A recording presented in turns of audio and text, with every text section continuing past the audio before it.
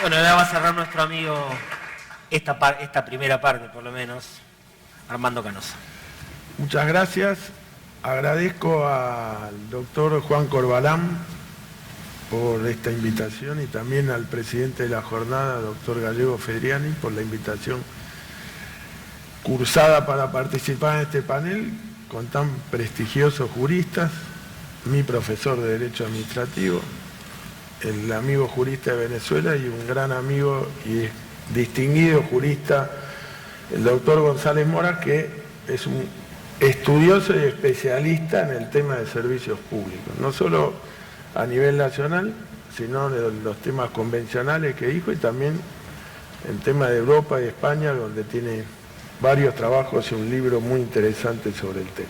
Así que me resulta muy interesante este ámbito donde se pueden hacer reflexiones y bueno, como podrán suponer muchos de ustedes que me conocen, yo voy a hablar de algunos temas del servicio público y sobre todo lo que atañe a la eficiente prestación de los mismos, a partir de un ejemplo concreto, que es algo que conozco bastante, porque lo he estudiado y porque como funcionario lo pude tener en la práctica, pues yo regularlo, tuve la oportunidad de ser un regulador, que es el transporte ferroviario.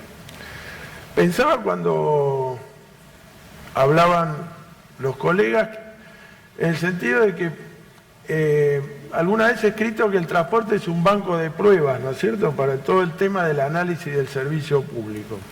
Y sigue siendo, y hoy mismo, ¿qué día es hoy?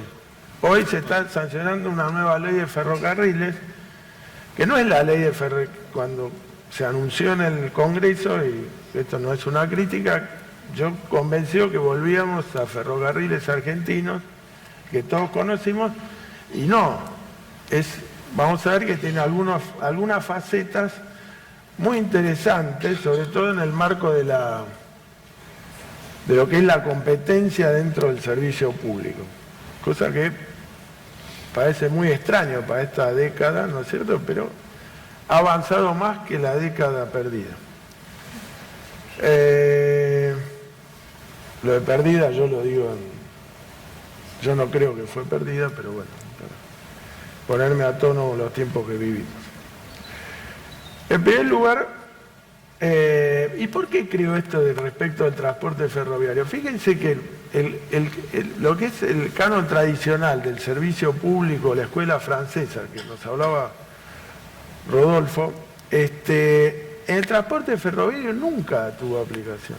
El transporte ferroviario, los ferrocarriles en nuestro país, y ahí apuntó Alberdi cuando hizo el ensayo, después lo tomó la Constitución, fue una, digamos, pura iniciativa privada.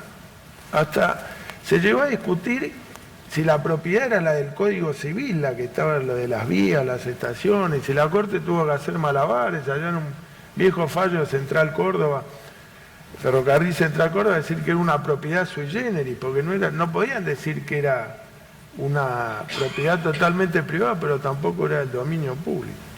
Todo esto, la construcción y las concesiones estaban regidas por una ley que todavía hoy en gran parte está vigente, que es del año 1891, que se llama la Ley General de los Ferrocarriles Nacionales, que es la Ley 2873, donde introduce el concepto en nuestro país, no para el transporte solo, sino en nuestro país para todas las actividades, introduce la noción del servicio público.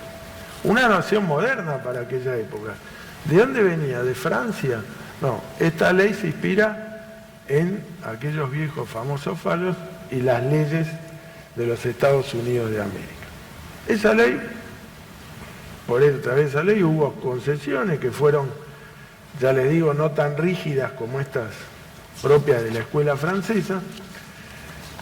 Y después vino la empresa estatal, la empresa Ferrocarriles Argentinos, de la ley 18.360, que fue la que en el año 89, con la sanción de la ley de reforma del Estado, el Congreso determinó que se hiciera la privatización. O sea que salvo en esta etapa que tuvo la ley de ferrocarriles, tuvo la empresa Ferrocarriles Argentinos, fue la única etapa que podemos decir que el servicio estuvo totalmente estatizado, ¿no es cierto? Porque la propiedad de los bienes era estatal y el servicio era prestado por una empresa que era prácticamente un apéndice de la administración central, ¿no es cierto?, con un régimen sui generis, que era esta empresa Ferrocarriles.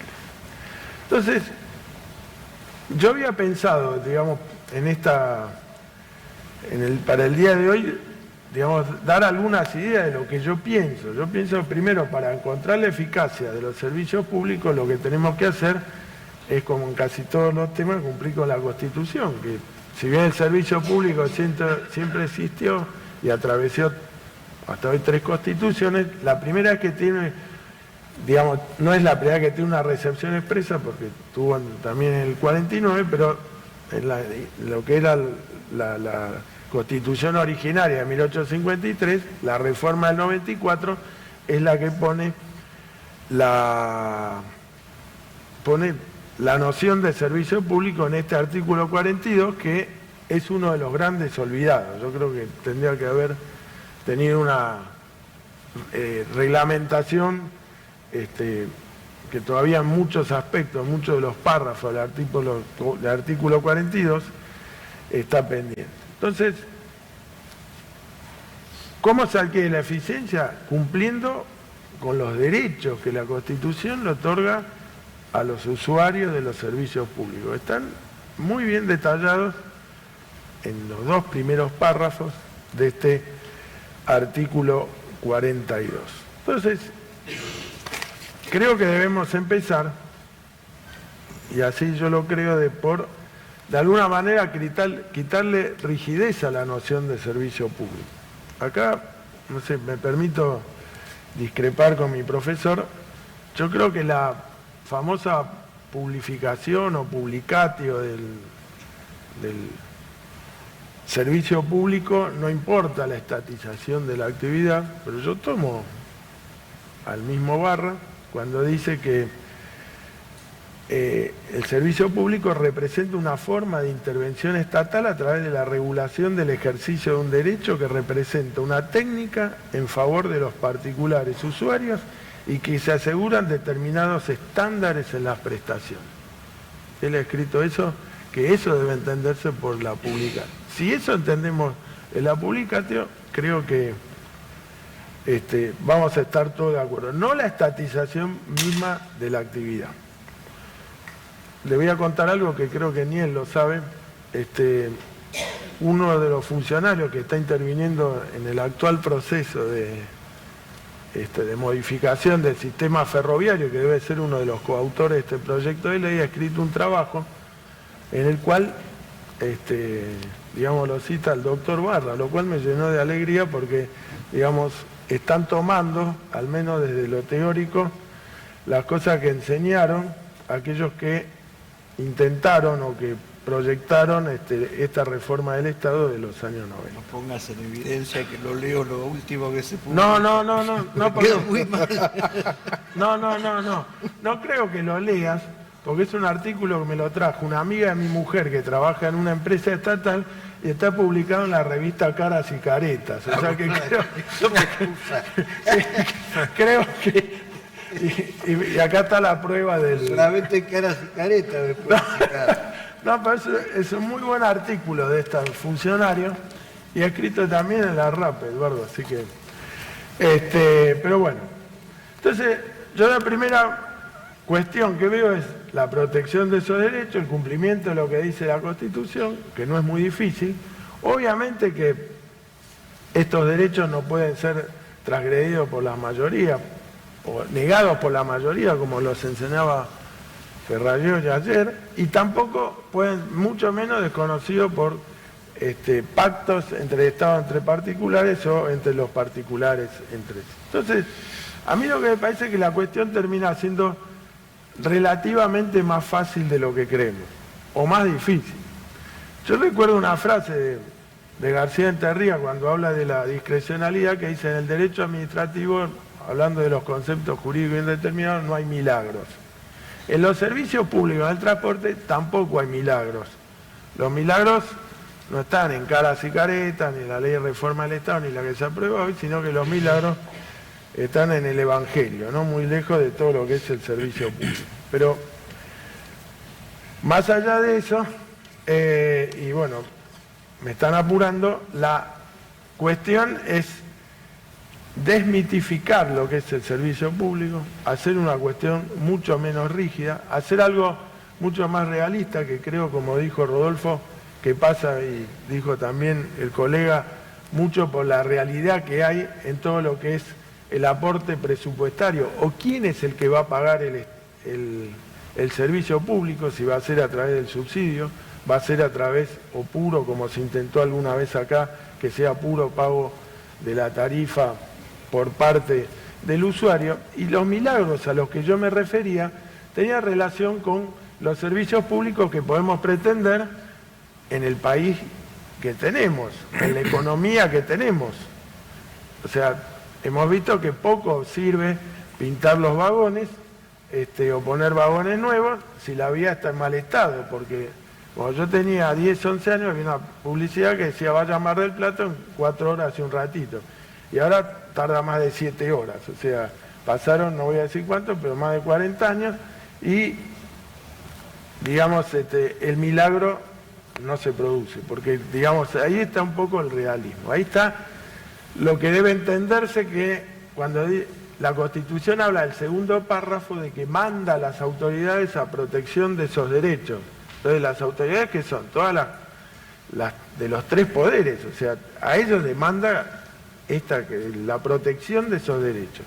La protección de esos derechos que, como fijan un estándar mínimo que ha sido fijado por la Corte, algunos fallos que, digamos, mencionó González Mora, uno Subiarte Martínez y el otro el caso Ledesma o Metrovía, donde habla de la seguridad de los usuarios, proteger a los usuarios que son sujetos particularmente vulnerables, el derecho de la igualdad y brindar el trato digno. Digamos, protección de los derechos con un estándar acorde al país que tenemos y de acuerdo a quién es el que va a pagar el servicio público. Muy brevemente, ¿quién lo debe prestar el servicio público? La Constitución no aclara. Lo que sí creo que no estatizó la actividad, porque si no lo hubiera dicho el constituyente, lo hubiera dicho expresamente, con lo cual nos alejamos de esta fórmula rígida. Lo que les dije, una vez, digamos, si bien fue prolongado el tiempo, fue estatizado el servicio. Luego siempre fue mixto. Aún en la década del 90, la infraestructura siempre siguió siendo estatal.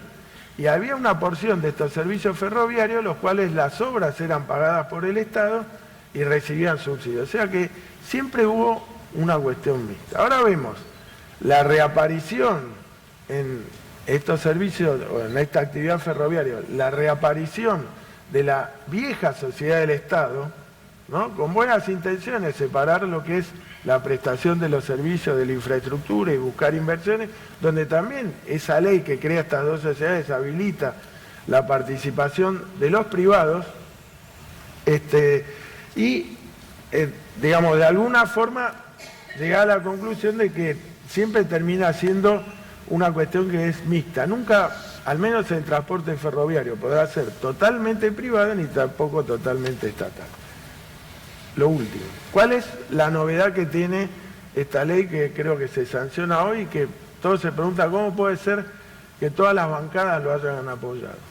En esta idea de separar la infraestructura, las redes de los servicios, lo que manda esta ley es abrir lo que se llama abrir la vía. Es decir, cualquier operador puede hacer uso de esa vía, por supuesto teniendo una habilitación por parte de la administración, donde sea un operador digamos, confiable en cuanto a la técnica y demás. Pero digamos, esto, y es lo que alguna vez se ha hecho, o sea, rige en Europa, en el convenio, en el marco de la Unión Europea, que es buscar la competencia. Acá, por razones de territorio, de pocas personas y poco poder adquisitivo, en el transporte de pasajeros es muy difícil lograr la competencia, pero es bueno que el legislador lo haya creído así. Lo que sí es importante es en el transporte de cargas, donde no sé si habrá muchos que se subirán a la vía a hacer servicio público de transporte de cargas, si es que tendría que ser servicio público. Pero lo que sí puede pasar es que haya empresas o pool de empresas que formen dentro de su propio giro de negocios una empresa que para transportar al menos su propia producción, que es algo que acá se ha intentado y que no se pudo lograr, digamos, pero con esta ley estarían habilitados, con lo cual aparece lo que es la figura, podríamos decir, de un verdadero usuario y a su vez prestador de los servicios, con lo cual no hay esa tal estatización que se está hablando, sino que estamos yendo también dentro de esta ley un esquema más o menos moderno en la prestación de los servicios públicos. Muchas gracias, Armando. Muy bueno.